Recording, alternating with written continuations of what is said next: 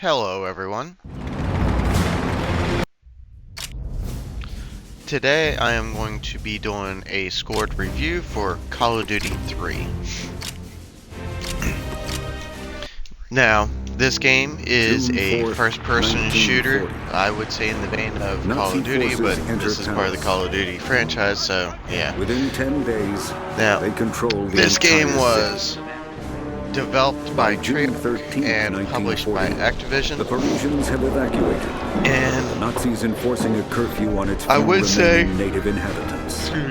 It's an all-around step up light from Call of Duty 2, but as you'll see in this scored and review, there's some things I liked and didn't like that I thought 2 did better than 3, but for the most part 3 did all-around better. If the Allies cannot now, hold the land, in my scored reviews, I rate the game in 5 different categories, which are story, graphics, music and sound effects, gameplay mechanics, and achievements. Now, starting this off, I will talk about the story.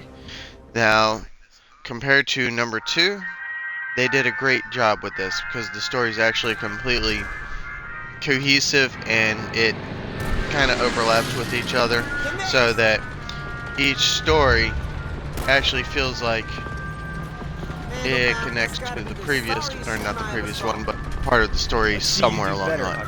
In 2, you played in like various campaigns, come get your gun. I got 5 and you didn't feel like the characters like had anything to do with each other than that there was a war going on. So all in all, the story in this one's much better. Now, for the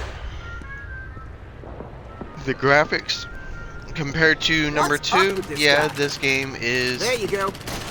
4 helmets in a row. Actually a lot better looking than 2 was, with the exception of maybe some of the guns didn't look as good. But for the most part, the graphics are definitely an upgrade compared to the second one. Here we go again. For the music and sound effects, this game had a phenomenal soundtrack, and for the most part, the sound effects are right on point.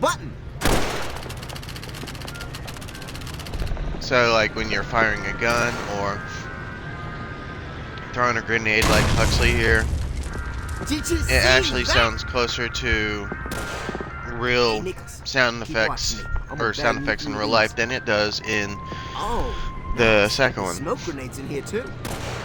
Now, gameplay and mechanics. This is the section that, to me, it hits, it misses the mark the most on. Now, wow, the movement in the gameplay is smoother.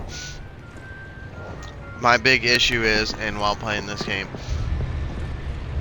I died more often than anything else because of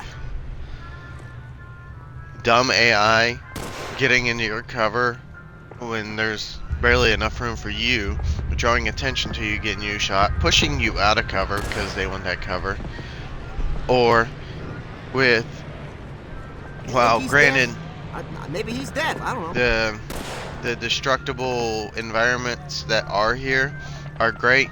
If even a bit of it hits you, you die instantly. Or if there's a bit on the ground, you can easily like bump into it like it's an invisible wall.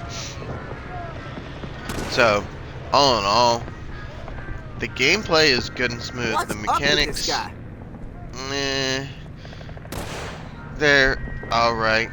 The QTEs that are in the game, while on the first playthrough, are fun. After you've done it a few times, they get very tedious, and honestly, I don't think they should have been added. Maybe he's dead. I don't know. Now, something I added to this game that was not in the second one for the player was the ability to pick up and throw back grenades. For some reason, in number 2, the AI could do it, but you couldn't. So, achievements, this is another one that it gets hit on. The story What's up with this is or not story, the achievements are mostly story based, and a few are difficulty based. Now, unlike the second one, to me, the veteran in this one was far more difficult than number 2, which made the higher difficulty ones more time consuming and a lot harder to get, and the enemies were a lot cheaper. Also, unlike number 2, there are multiplayer achievements in this. While I got them all, it was not a fun experience. You get very little EXP in the multiplayer, and you have to reach, I think it's like general rank, which is the highest rank in the game. So, that, unless you got a lot of time to put into the achievements, don't play this game for the achievements. So, I generally rate a game 5 out of 10 for average, instead of the industry standard of 7 or 8. And this game, it's a good overall experience compared to the second one, with, you know, with the story being a lot better and the graphics being a lot better, the music and sound effects being a lot better. The gameplay and mechanics is something that holds it, or yeah, the gameplay and mechanics is something that holds it down a little bit. The music, or the achievements hold it down a little bit. So I would say, all in all, this is, if something you want to play a first-person shooter, I would say this is a definite experience worth trying out. So I'll give this a 7 out of 10.